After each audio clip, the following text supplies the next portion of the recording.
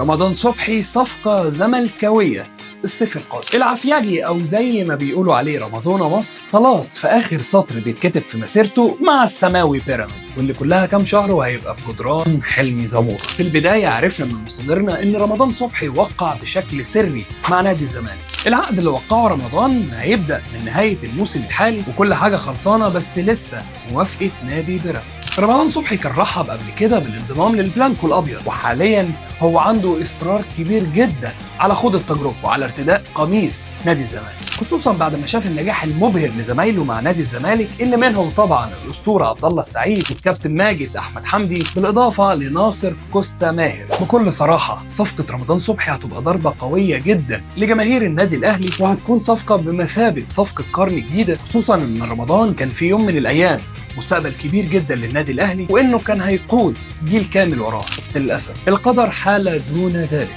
توقعوا صفقه رمضان صبحي هتتم للزمالك بشكل رسمي ولا بيراميدز ليه راي تاني؟ استني تعليقاتكم.